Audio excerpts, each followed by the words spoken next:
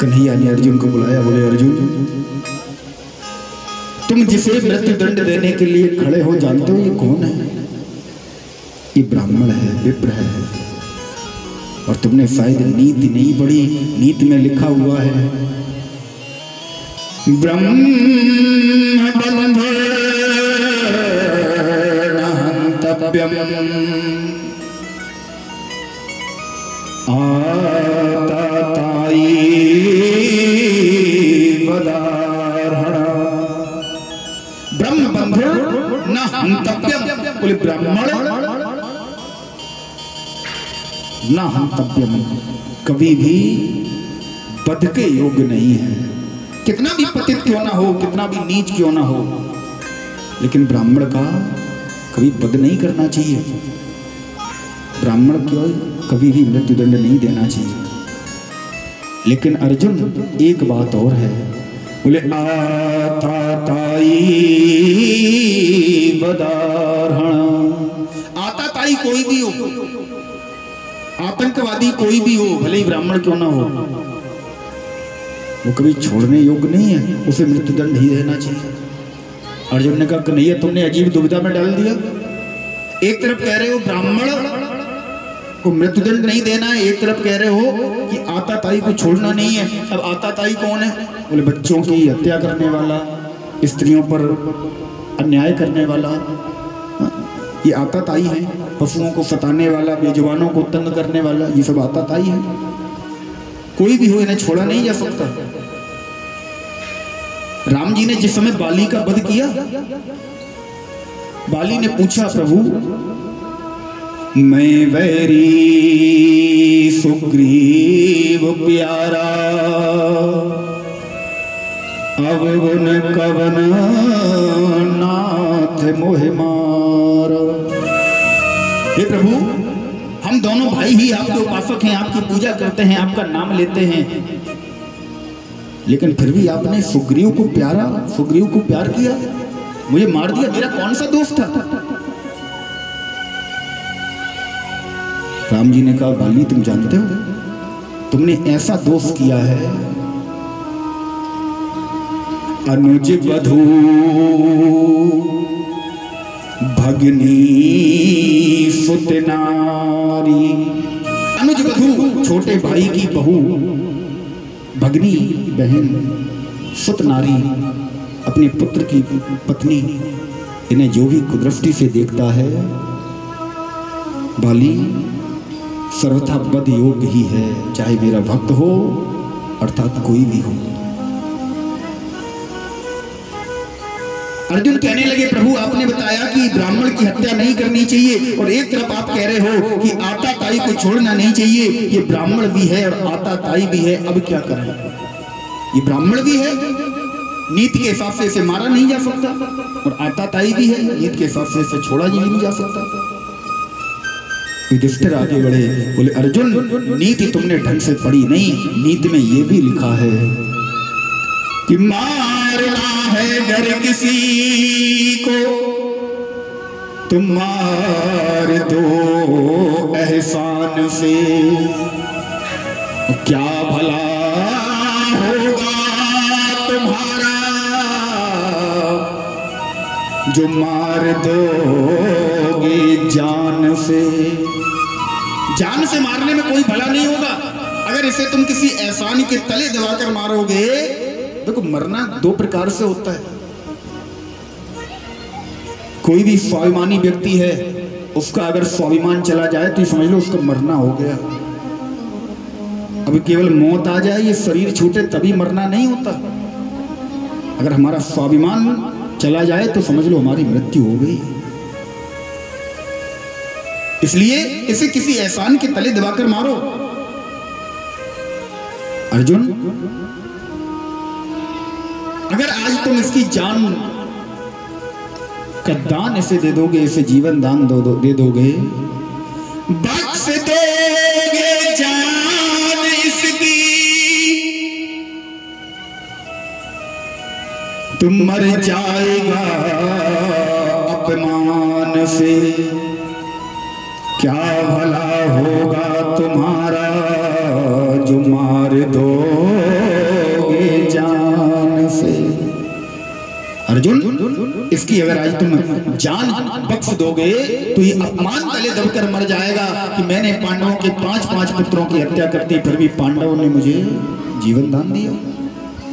महाराज, स्कंद पुराण में आता है, इसके मस्तिष्क पर एक मणि थी। श्रीमद् भागवत महापुराण में आता है कि अर्जुन ने इसके मस्तिष्क पर लगा हुआ तिलक, ब्राह्मण का सर्वोत्तम स्वाभिमान केवल उसका तिलक है। अब जो तिलक लगाते ही नहीं है, तिलक और शिखा हमारे हिंदू धर्म की पहचान है महाराज। हमें आपको शर्म आती है तिलक लगाने में, शिखा रखने में। अन्य धर्मों में देखो, उन्हें टोपी लगाने में शर्म नहीं आती, हमें आपको तिलक लगाने में शर्म आती है। अरे महाराज, ये ब्रह्मांड होता है, हमारे शरीर का ब्रह्मांड। जब इस पर हम तिलक लगाते हैं ना, तो इस पर दबाव पड़ता है। शिखा कोई साधारण बाल नहीं है जो बढ़ा लिए, शिखा का विशेष महत्व है। चित्र रूपणी महामाये दिव्य तेजः समन्विते। शिखा रखने से आपका तेज बढ़ेगा। तिष्ठ देवी शिखा मध्ये तेजो वृद्धिं कुरुष्व में। तेज में वृद्धि होती है और मस्तिष्क में कभी भी गलत विचार नहीं आ सकते। पुराने जमाने, अभी कुछ साल पहले टीवियां चलती थी ना एंटीना वाली, जानते हैं? एंटीना जितना ज्यादा लंबा लगाते थे, जितना सुंदर एंटीना होता था, उतनी अच्छे चैनल पकड़ती थी, टीवी पकड़ती थी ना। तो ये भी हमारे मानव शरीर का एंटीना है। हाँ ठीक है, एंटीना जितना सुंदर होगा उतने ही सुंदर विचार इस दिमाग रूपी टीवी में आएंगे। अब रखो ना रखो वो आपकी मर्जी, हम केवल कह सकते हैं, बता सकते हैं। शिखा जरूर होनी चाहिए, तिलक जरूर लगाना चाहिए। अगर हिंदू हो तिलक अवश्य लगाएं, बहुत बड़ा प्रभाव है तिलक का। और सबके कुछ ना कुछ वैज्ञानिक कारण भी हैं। महाराज, अर्जुन ने इसके मस्तिष्क पर लगा हुआ तिलक मिटा दिया। स्कंद पुराण के अनुसार बाण की नोक से इसके मस्तिष्क पर जो मणि थी उसे निकाल लिया और इसे जीवित छोड़ दिया। लेकिन एक बात है ना, जाते नीच बड़ाई पावा। नीच व्यक्ति को आप अगर थोड़ा सा प्रेम दे दें, अगर आप सांप को घर में पालोगे, ध्यान देना, तो वो सर्प अपना स्वभाव नहीं बदलेगा, वो आपके प्रेम को नहीं देखेगा। जिस दिन घात लगेगी उस दिन दंश कर देगा। महाराज, अर्जुन ने इसे छोड़ दिया, जीवित छोड़ दिया, लेकिन ये अपनी नीचता से नहीं बदला। इसने तुरंत ब्रह्मास्त्र हाथ में लिया और वहीं अर्जुन की पुत्र वधू अर्थात अभिमन्यु की पत्नी उत्तरा खड़ी हुई थी।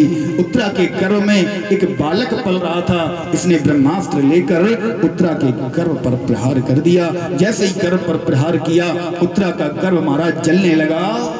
उत्तरा चिल्लाने लगी, पाहि पाहि महायोगे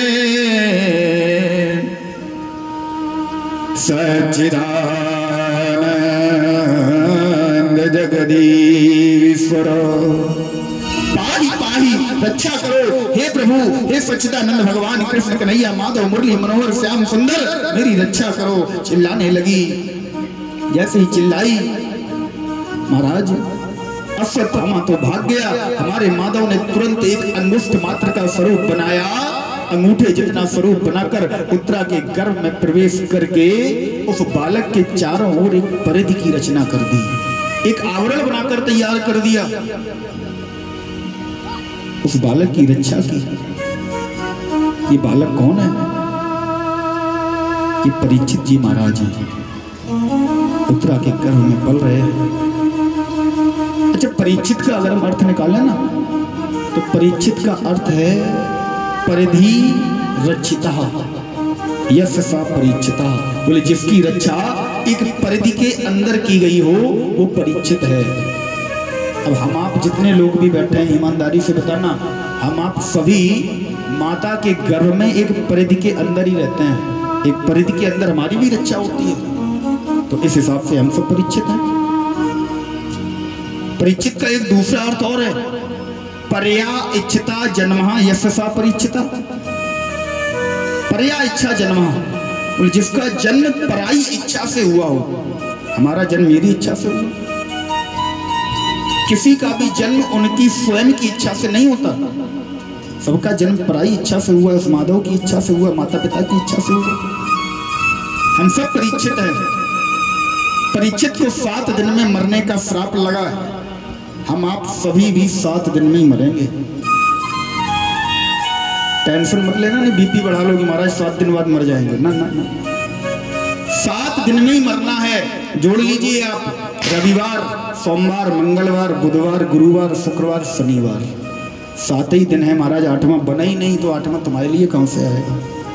तुम भी जब मरोगे तो 7 ही में से किसी एक में जाओगे। सब परीक्षित है। आज उत्तरा के गर्भ में परीक्षित की रक्षा की भगवान ने। भगवान जाने लगे, कुंती मैया ने पकड़ लिया, बोले माधव कहाँ जा रहे हो? बोले मैया अब हम अपने धाम जाना चाहते हैं। मैया ने कहा माधव हमारी एक अंतिम इच्छा है, क्या उसे नहीं पूरा करोगे? माधव ने कहा बुआ तुम्हारी ऐसी कौन सी अंतिम इच्छा रह गई, बोलो। कुंती मैया ने हाथ जोड़े, बोले माधव आज तक हमने तुमसे जो मांगा तुमने हमें सब कुछ दिया, आज हम एक वरदान तुमसे और चाहते हैं। कौन सा वरदान? देखो कुंती मैया क्या मांग रही हैं। बोले विपिदा सन्तु न शश्वत तत्र तत्र जगद्गुरो। विपिदा सन्तु न शश्वत तत्र तत्र जगद्गुरो। बोले हे माधव हम जहां भी रहें, तत्र तत्र जहां भी हम रहें, हमें केवल एक ही बात चाहिए, एक ही हमारी इच्छा है, हमें सदैव दुख मिलता रहे, हमें सदैव विपदाएं मिलती रहें, सदैव कष्ट मिलता रहे। मैया ने की तरफ देखा माधव ने, बोले मैया ये तू क्या मांग रही है? विपदाएं मांग रही है, कष्ट मांग रही है? बोली हाँ माधव। क्यों? बोले माधव आज तक हमारे ऊपर सदैव कष्ट आए। लाजागृह में जब हम दबने वाले थे, मरने वाले थे, हमने तुम्हें पुकारा, तुम दौड़ कर आए। जब भी हमारे ऊपर कष्ट आया हमने तुम्हें बुलाया, तुम दौड़ कर आए। लेकिन माधव अगर हम सुख से रहने लगेंगे तो दुख में सुमिरन सब करें, सुख में करे न कोई। हम अगर सुख से रहने लगेंगे, हम तुम्हें याद करना भूल जाएंगे, तुम्हें बुलाना भूल जाएंगे, और जब हम तुम्हें बुलाएंगे नहीं तो हमारे पास आओगे नहीं, तो हमारा तुम्हारा विच्छेद हो जाएगा, हमारा तुम्हारा वियोग हो जाएगा। मैं नहीं चाहती माधव तेरा और मेरा वियोग हो, इसलिए मुझे केवल दुख चाहिए। जब भी मेरे पास दुख रहेगा मैं तुझे याद करती रहूंगी, और मुझे विश्वास है मैं तुझे याद करूंगी तो तू मेरे पास अवश्य आएगा। माधव मुझे केवल दुख चाहिए। बहुत समझाया कुंती मैया को, लेकिन मैया नहीं मानी। माधव ने कहा मैया जब भी तू मुझे याद करेगा, जब भी तू मुझे याद करेगी, मैं सदैव तेरे पास रहूंगा। उचित समय के आने पर धीरे धीरे सारे पांडव स्वर्गारोहण के लिए चले गए। परीक्षित जी का जन्म हुआ और केवल 12 वर्ष की अवस्था में परीक्षित जी को राजपाट दिया। राजा बनाकर सारे पांडव एक एक करके स्वर्गारोहण के लिए चले गए। परीक्षित जी ने बड़ा ही सुंदर राज्य का स्थापन किया, बड़ा ही सुंदर राज्य परीक्षित जी ने बनाया। एक दिन की बात, परीक्षित जी अपने राज्य में भ्रमण करने के लिए जा रहे थे। क्या हुआ महाराज, एक गाय जिसके साथ गाय का बछड़ा अर्थात बैल धर्म, जिसके 3 पग वृंदावन बिहारी लाल की जय।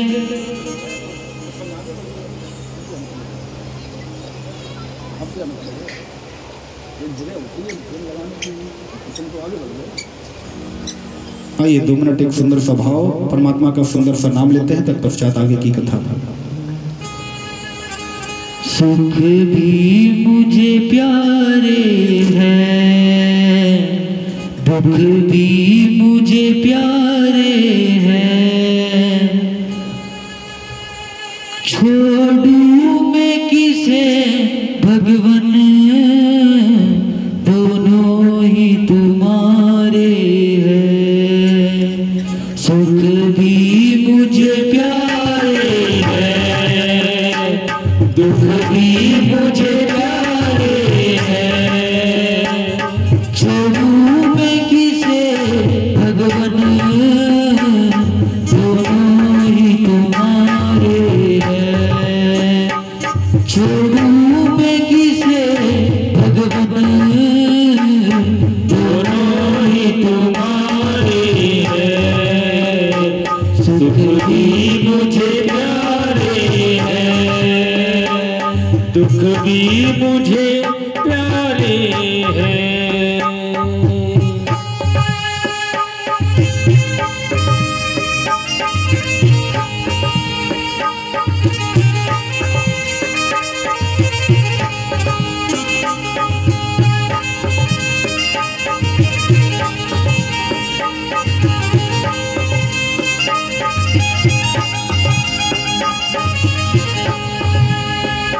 दुख चाहे न कोई भी, सब सुख का तरसते हैं। दुख चाहे न कोई, सब सुख का तरसते हैं।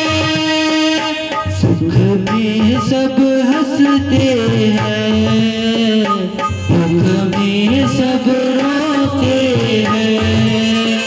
सुख में सब हंसते हैं, दुख में सब रोते हैं। छोड़ूं मैं किसे भगवन, दोनों ही तुम्हारे हैं। छोड़ूं मैं किसे भगवन, दोनों ही तुम्हारे हैं। सुख भी मुझे प्यारे हैं, दुख भी मुझे प्यारे हैं।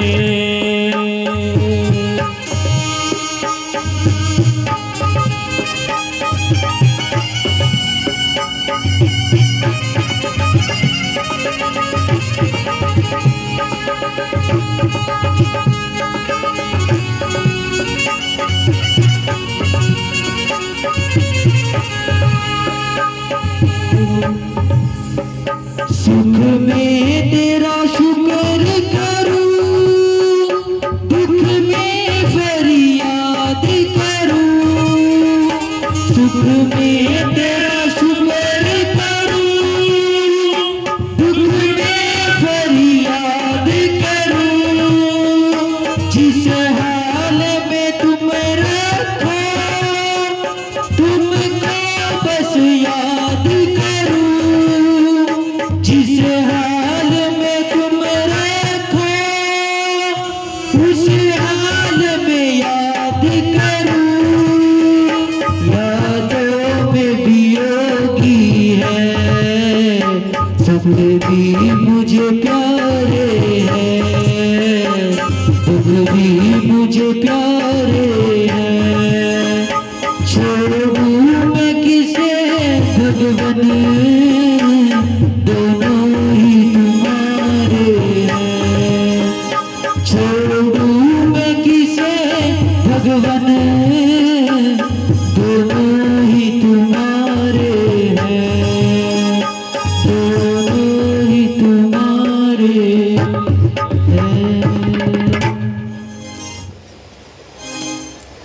बोली राधे रानी सरकार की जय, श्री वृंदावन बिहारी लाल की जय। परीक्षित जी एकदा मृगया वने, एक दिन वन में भ्रमण करने के लिए जैसे ही अपने नगर से होते हुए जा रहे थे तो क्या देखा महाराज, एक गौ माता, उनके साथ एक बैल जिसके 3 पैर टूटे हुए हैं, पदई केन मृगा चरंती, एक पैर से चल रहा है, केवल एक पैर, 3 पैर लटके हुए हैं, लड़खड़ाते हुए हैं।